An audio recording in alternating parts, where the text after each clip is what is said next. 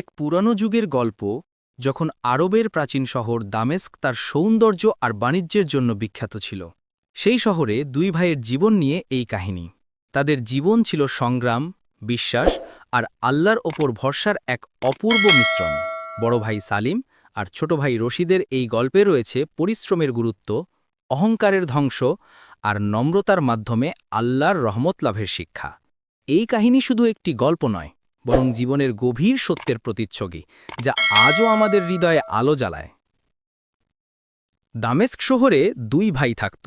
বড় ভাইয়ের নাম ছিল সালিম আর ছোট ভাইয়ের নাম ছিল রশিদ। তাদের বাবা ছিলেন একজন গরিব দর্জি, যিনি কষ্ট করে সংসার চালাতেন।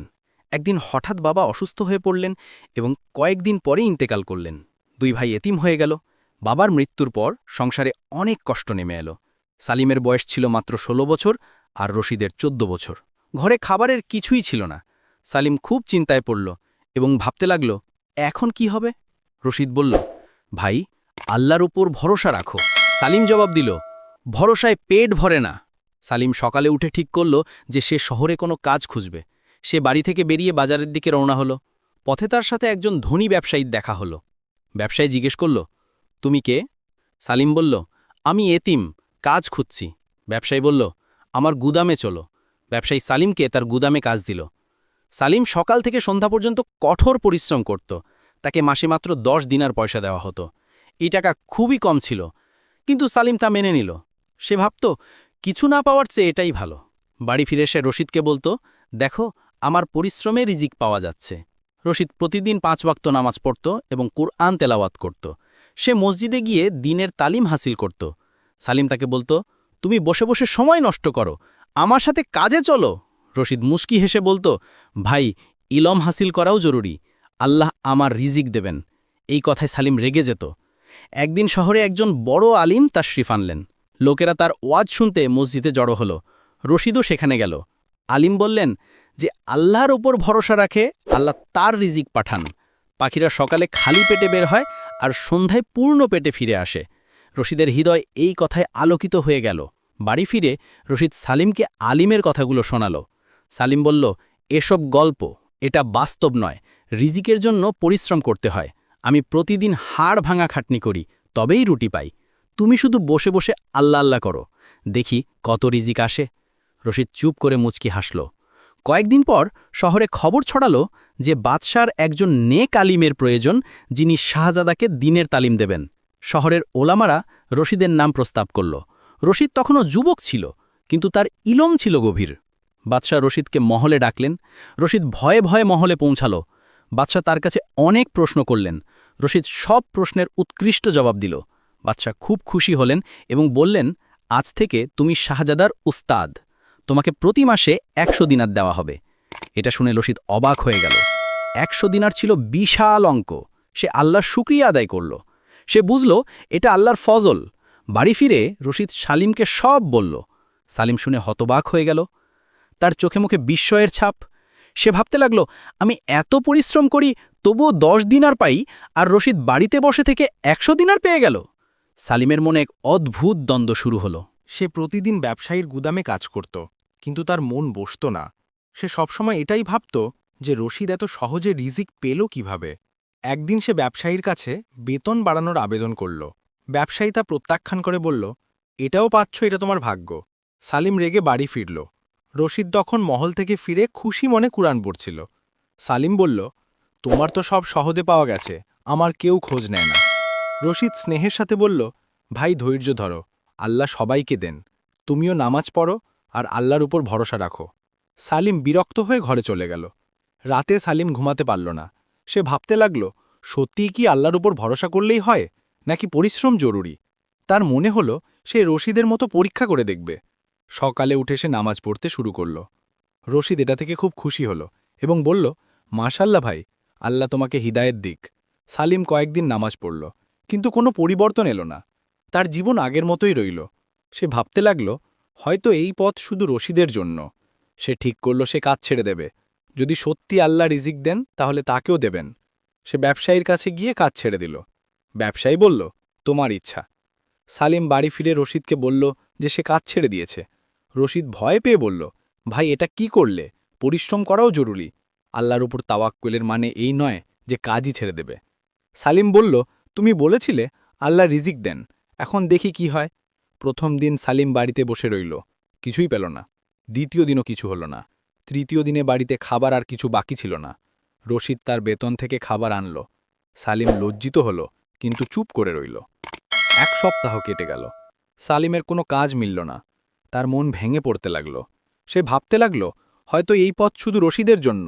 সে ঠিক করল সে কাজ ছেড়ে দেবে। যদি সত্যিই আল্লাহ রিজিক দেন, তাহলে তাকেও দেবেন। সে দিন সালিম মসজিদে বসেছিল, আল্লাহর কাছে দোয়া করছিল। তার চোখে পানি ছিল। সে বলছিল, এই আল্লাহ, আমি তোমার উপর ভরসা করেছি, আমাকে পথ দেখাও। তখন এক বৃদ্ধ ব্যক্তি সেখানে এলো। তিনি সালিমকে কাঁদতে দেখে জিজ্ঞেস করলেন, কি সমস্যা বাবা? সালিম তার পুরো গল্প শোনাল। বৃদ্ধ মুচকি হেসে বললেন, বাবা, তাওয়াক্কুলের মানে বেকার বসে থাকা নয়। প্রথমে উট বাঁধো, তারপর আল্লাহর উপর ভরসা রাখো। নবী করিম সাল্লাল্লাহু এই কথাই বলেছেন। পরিশ্রম করো আর আল্লাহর কাছে আশা রাখো। রিজিক আল্লাহ দেন, কিন্তু উপায় অবলম্বন করা জরুরি। সালিম বৃদ্ধের ধন্যবাদ জানিয়ে বাড়ির দিকে রওনা হল। পথে তার সাথে একজন ব্যবসায়ীর দেখা হলো, যিনি শ্রমিক খুঁজছিলেন। ব্যবসায়ী জিজ্ঞেস করলেন, তুমি কাজ করবে?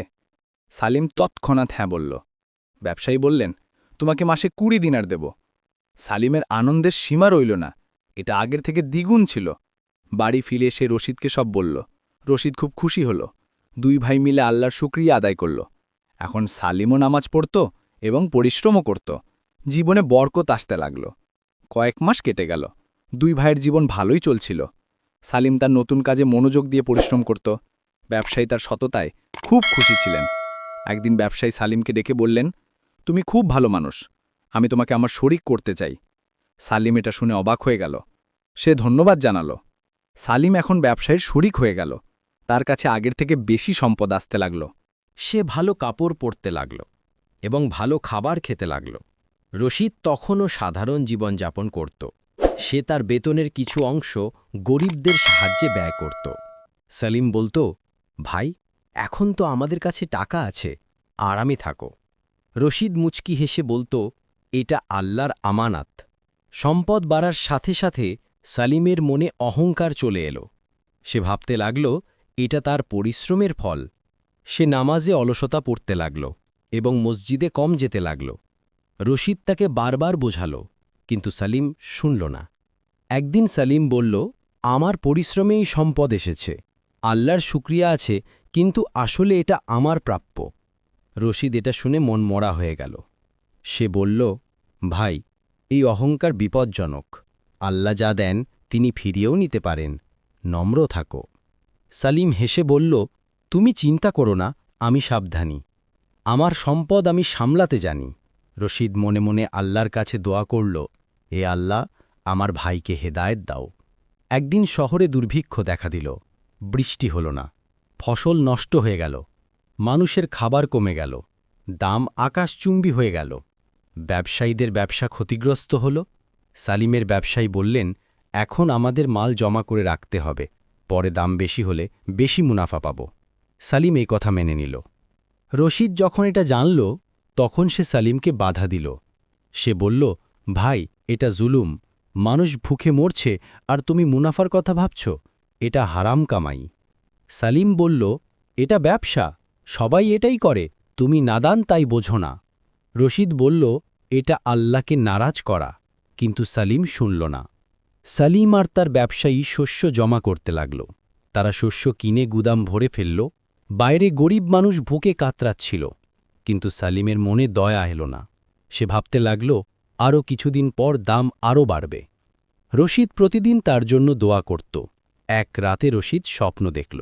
স্বপ্নে একজন নুরানি বুজুর্গ বললেন, রশিদ, তোমার ভাই ভুল পথে চলছে, আল্লাহ তাকে পরীক্ষা করছেন।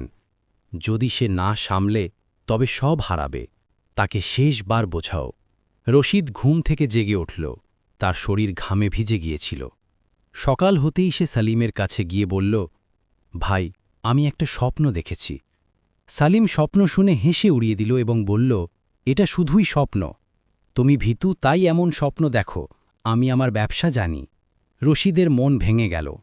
সে শেষবার বলল, ভাই, আল্লাহকে ভয় করো, গরিবদের সাহায্য করো, এই মাল তোমার কাজে আসবে না।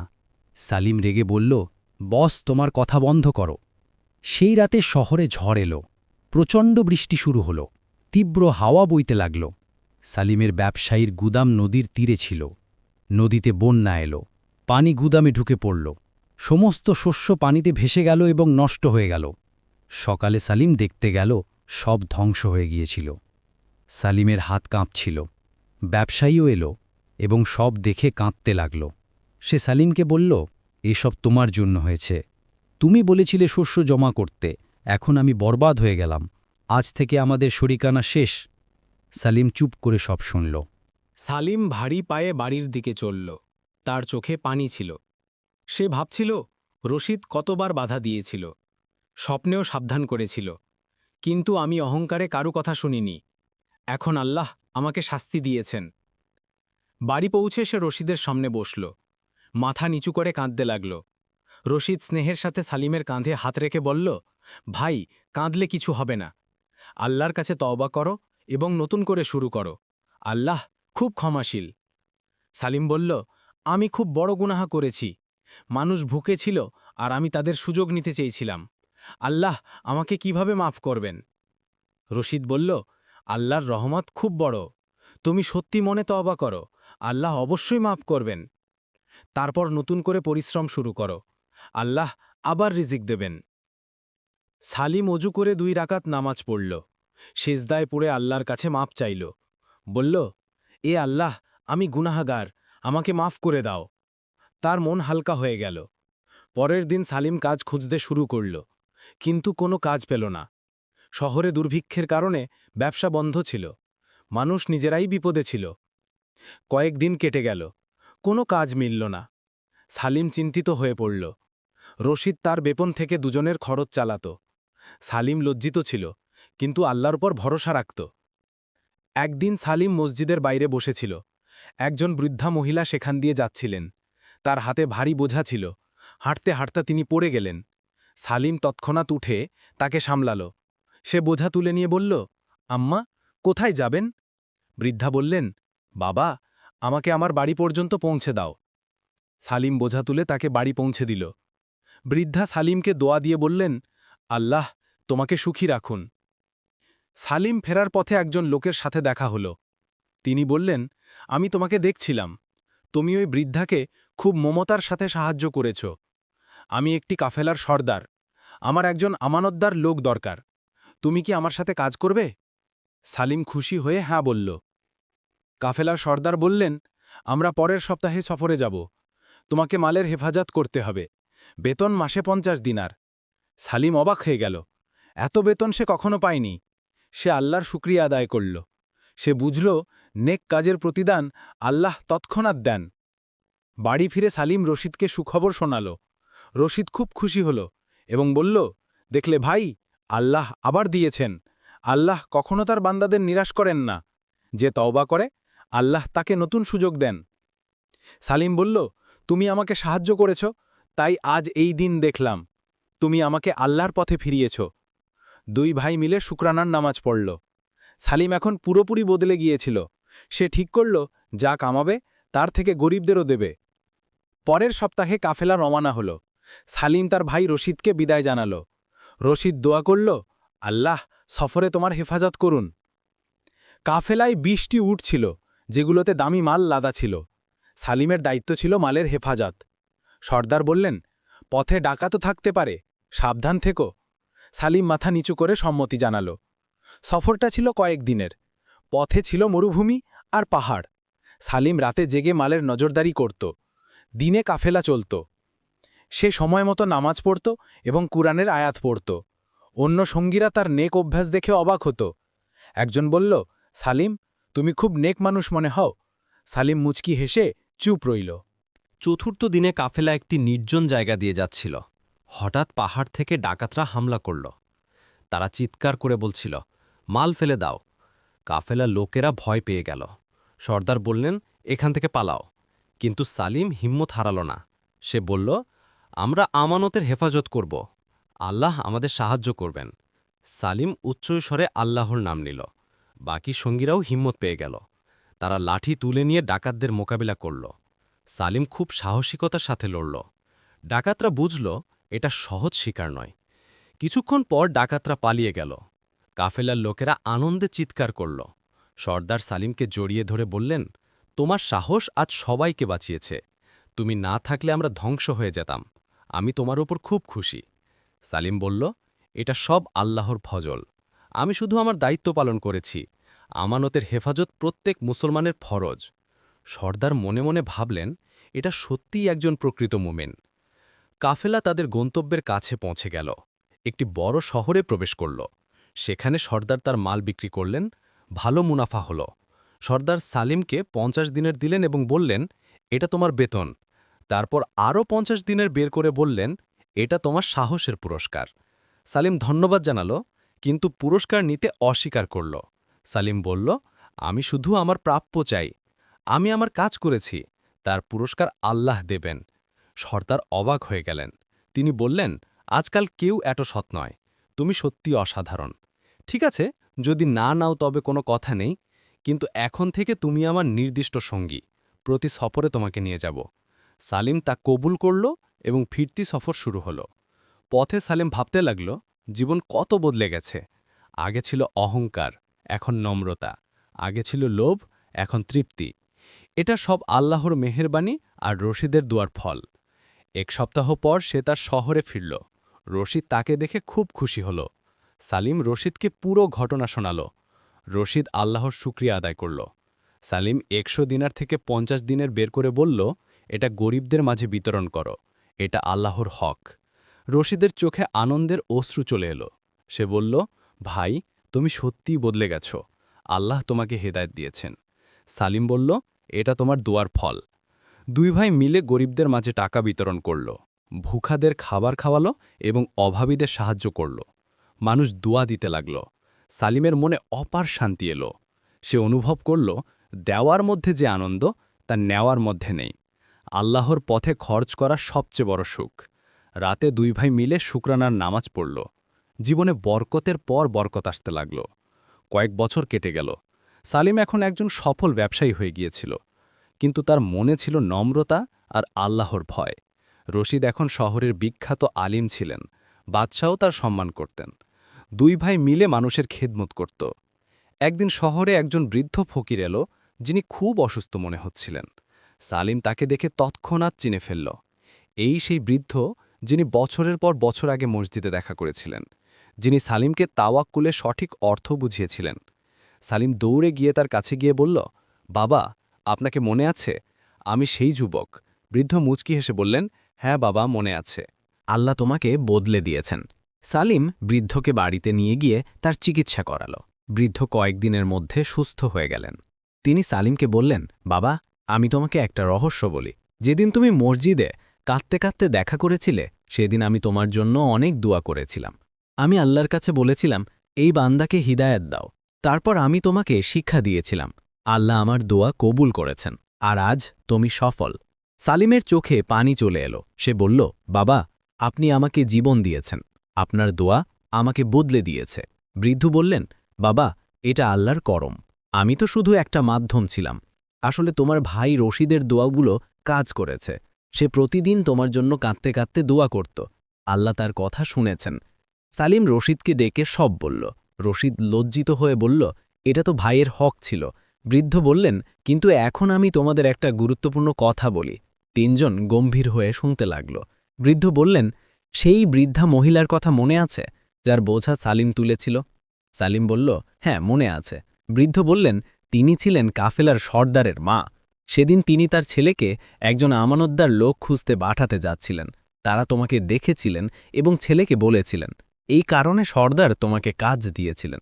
এটা ছিল আল্লাহর করিশ্মা। সালিম হতবাক হয়ে গেল। সে বলল, সুবহান আল্লাহ। আল্লাহ কিভাবে ব্যবস্থা করেন? একটা ছোট্ট নেকি কাজ এত বড় প্রতিদান এনেছে। বৃদ্ধ বললেন, বাবা, আল্লাহ সবকিছু দেখেন। যে নেকি করে, আল্লাহ তাকে অবশ্যই প্রতিদান দেন। হয়তো তৎক্ষণাৎ নয়, কিন্তু সময় এলে অবশ্যই।